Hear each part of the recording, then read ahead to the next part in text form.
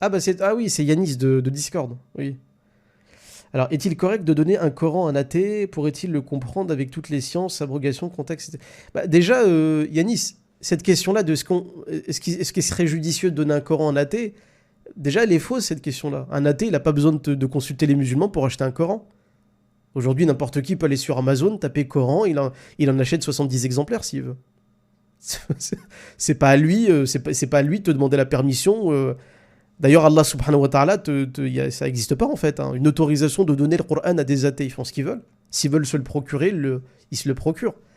Maintenant, ta question, elle serait plutôt pertinente si c'était plutôt... ouais, est-ce que ce serait judicieux pour un athée d'aborder le Coran comme ça, de but en blanc, sans prérequis, sans avoir étudié déjà au préalable l'histoire du Coran, c'est-à-dire son contexte, parce que si on parle de texte, il y a forcément un contexte, tout texte a un contexte. Quelqu'un qui te parle juste d'un texte et qui met de côté l'histoire, le moment où il a été rédigé ou écrit, le moment où il a été pensé ou mis en application, etc., c'est un bouffon.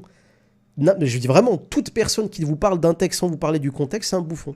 Parce que tu peux pas étudier le Coran sans étudier l'histoire qui va avec. Et sur Internet, t'as beaucoup de bouffons qui vont te prendre un verset de la sourate At-Tawbah en disant « Regardez, dans ce verset-là, il y a un verset qui parle de la guerre, oh là là, assiégez-les, machin. » Ouais, bon, étudie et tu verras que ce verset, il est pas si horrible que ça, quoi. Donc, les athées, ils n'ont pas besoin de nous déjà pour consulter le Coran, pour avoir un Coran et le lire ou l'étudier.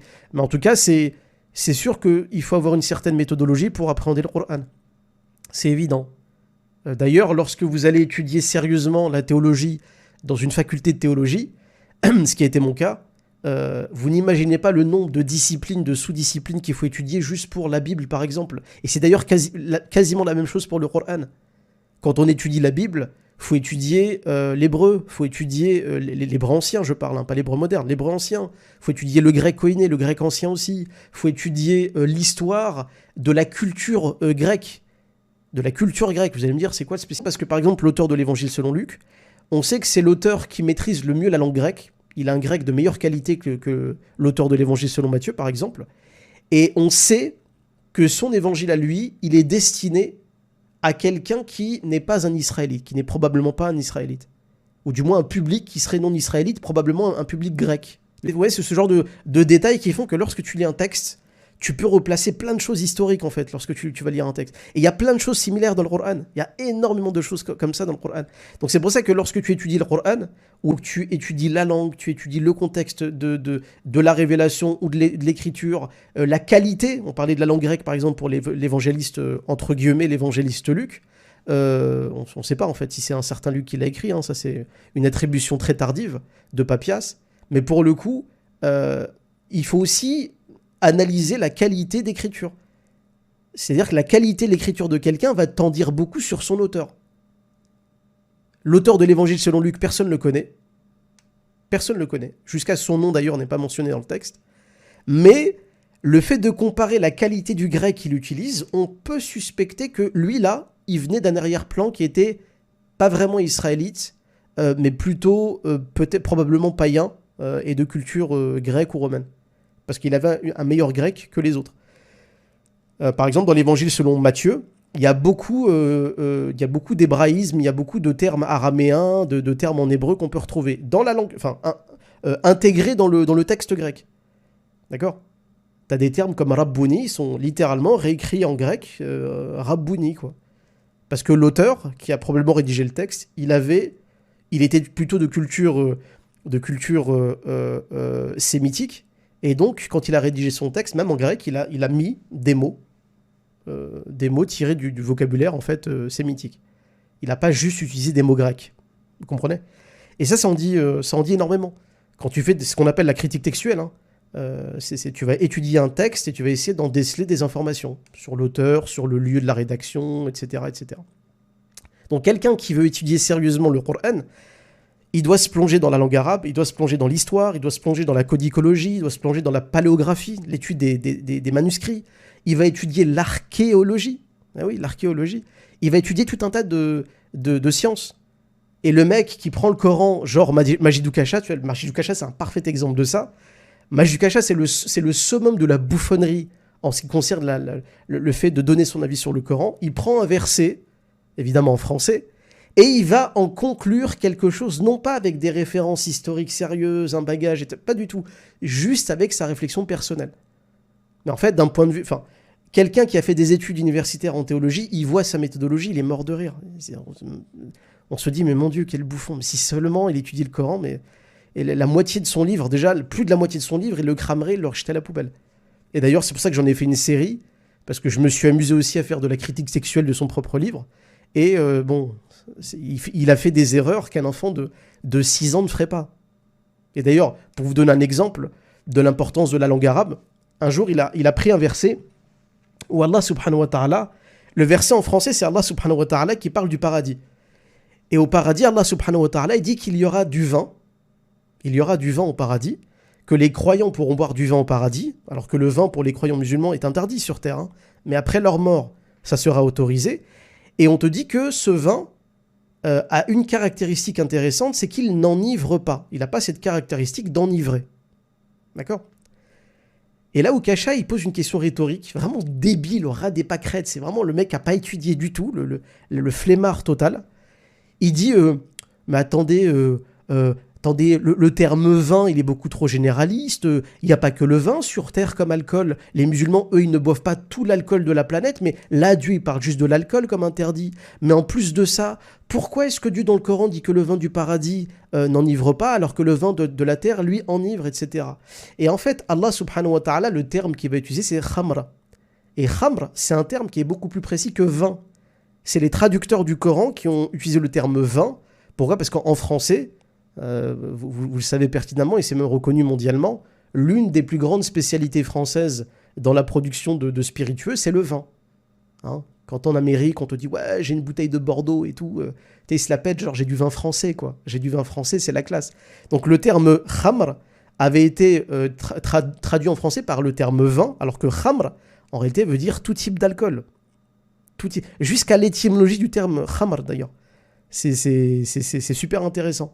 Et donc, l'explication en fait dans le Coran, toutes les explications étaient déjà dans le Coran. Il y a des détails qu'il aurait pu savoir simplement s'il avait vérifié le texte en arabe.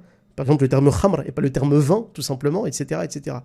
Et à la fin, on lui a fait remarquer, et je me rappelle d'ailleurs, il avait répondu à ça, si je dis pas de bêtises, c'était une coquille.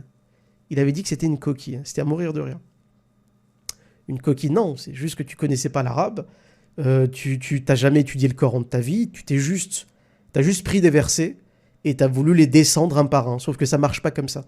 Donc pour le coup, Yanis, quand tu étudies un texte, tu l'étudies, tu vas étudier son auteur, tu vas étudier, on parlait tout à l'heure de paléographie, la paléographie c'est l'étude des manuscrits, même le support tu vas l'étudier.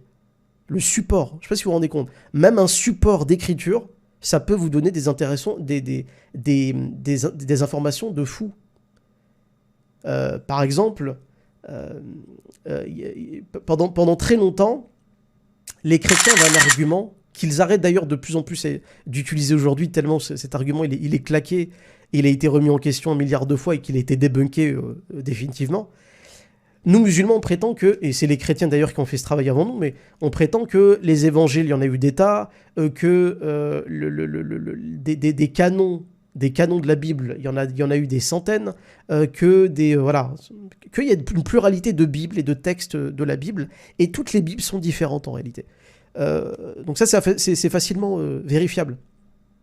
Et puis les chrétiens nous sortaient, ouais, mais nous aussi, on a trouvé des manuscrits du Coran qui sont différents, regardez, c'est pas le même Coran. Et à un moment donné, ils parlaient des manuscrits de Sanaa. Sanaa, c'est une ville au Yémen, où on a retrouvé, il n'y a pas très longtemps, il y a un certain nombre d'années, on a trouvé plein de manuscrits du Coran. Et effectivement, c'était des manuscrits du Coran, quand on les étudiait, les versets n'étaient pas dans le même sens, dans le même ordre, et il y avait des variantes de formulation. Que des variantes de formulation d'ailleurs, et pas des variantes de sens, soit dit en passant. Et puis au bout d'un moment, ils étaient là, oh là là, on a retrouvé des Corans qui disent pas la même chose que le fameux Coran de Uthman, la canonisation fait par Uthman ibn Affan. Et puis au bout d'un moment, les paléographes, ils ont dit on va se calmer. D'accord ? On va se calmer. Les manuscrits de Sanaa ne sont pas les plus anciens, premièrement. Donc déjà, arrêtez de faire croire aux gens que les manuscrits de Sana'a, ce sont des Corans très anciens qui, en réalité, les musulmans auraient modifié à travers le temps leur Coran. Pas du tout, absolument pas. Deuxièmement, les modifications qu'il y a dans ces textes ne sont que des formulations de sens, et non pas des modifications de formulation, et pas des modifications de sens. Troisièmement, et là, évidemment, ça les a flingués, et d'ailleurs, il y a des ouvrages intégraux qui ont été écrits dessus, c'est le fait que les manuscrits de Sana'a ont été écrits non pas sur du papyrus, etc., mais ont été écrits sur des palimpsestes. Et un palimpseste, qu'est-ce que c'est? Un palimpseste, en fait, c'était l'ancêtre de l'ardoise. Vous vous rappelez l'ardoise qu'on avait à l'école, qu'on utilisait à l'école pour écrire des choses, et puis après on le montrait au maître et à la maîtresse pour savoir si on avait bon ou pas. Eh ben, c'était une manière d'apprendre, en fait, l'ardoise. On écrivait quelque chose, on effaçait, puis on réécrivait, puis on effaçait, puis on écrivait, puis on effaçait. En fait, l'ardoise ne sert pas à garder de l'information, puisque l'utilité principale, c'est le fait d'écrire, d'effacer. C'est pour retenir. L'utilisation d'une ardoise, c'est pour retenir. On efface, on écrit, on efface, on écrit, on efface, on écrit. Bah, le palimpseste, c'est exactement l'ardoise de l'Antiquité ou du Moyen-Âge. En fait, c'est un morceau de peau qui était traité pour qu'on puisse écrire dessus, effacer, écrire, effacer, écrire, effacer, écrire. Donc les paléographes, en plus de dire que les variantes étaient des variantes de formulation, que l'ordre, en fait, l'ordre des versets n'était pas très important, etc. Mais ils ont même prouvé que l'utilisation des palimpsestes de Sana'a, en fait, c'était une utilisation qui était une utilisation scolaire, d'études. On utilisait les palimpsestes pour apprendre le Coran, et non pas pour le fixer, ce qui est très important. Un Coran qui est entre guillemets mis sur papier, canonisé, c'est pas la même chose que des palimpsestes sur lesquels on peut écrire, effacer, écrire, effacer, écrire, effacer. Et donc ça, en fait, rien que la paléographie peut même aider à faire fermer la bouche de certaines personnes qui parlent de l'islam à tort et à travers. D'accord? Donc pour revenir à ce qu'on est en train de dire, Yanis, et j'ai parlé longtemps, désolé, mais il y a quelqu'un qui va étudier le Coran, qui va ouvrir sa bouche sur le Coran sans avoir étudié la langue arabe, la paléographie, qui va pas étudier la grammaire, qui va pas étudier l'histoire tout simplement, qui va pas étudier c'est un idiot, c'est fondamentalement un idiot. Il va pas comprendre les trois quarts de ce qu'il va raconter, en fait, ça va être basé que sur du mensonge ou le manque de connaissances sur un sujet. Et c'est pour ça que nous musulmans d'ailleurs, sur internet, les islamophobes, ils sont très très forts, parce que eux, le seul ilm qu'ils ont, c'est le ilm du copier-coller. Hein, ils tapent sur le Coran, erreur Coran, ils font un copier-coller, ils te le balancent sur Facebook, Twitter ou par mail ou je sais pas quoi. Alors qu'en réalité, dès qu'il y a un débat face à face sur la nature du Coran, 10 fois sur 10, le mec il se mange une fessée, il revient plus jamais. Hein. Ça, c'est factuellement, c'est prouvé. On a fait des dizaines et des dizaines et des dizaines de débats. Je te dis pas le nombre de fessées qu'on a mis à la volée. Donc voilà, on peut pas étudier le Coran, le contexte, ou sans étudier plein de disciplines qui vont te permettre d'appréhender le texte sérieusement. Donc non, Yanis, non, les athées, ils sont pas très judicieux dans leur méthodologie. Il faut de la méthodologie pour étudier la religion. C'est pas un jeu, la théologie. C'est pas un jeu, c'est une vraie discipline. Après, les athées qui veulent acheter des Corans, ils font ce qu'ils veulent. Hein. Ils n'ont pas besoin de la bénédiction des musulmans pour acheter des Corans. Moi, j'ai pas attendu la bénédiction des chrétiens pour acheter des Bibles. Il manquerait plus que ça. Pour nous aider à améliorer la qualité de notre travail et faire vivre ce média, vous pouvez nous aider en faisant un geste sur notre page PayPal et Tipeee. Les liens sont en description. Barakallahu fikoum et merci à vous.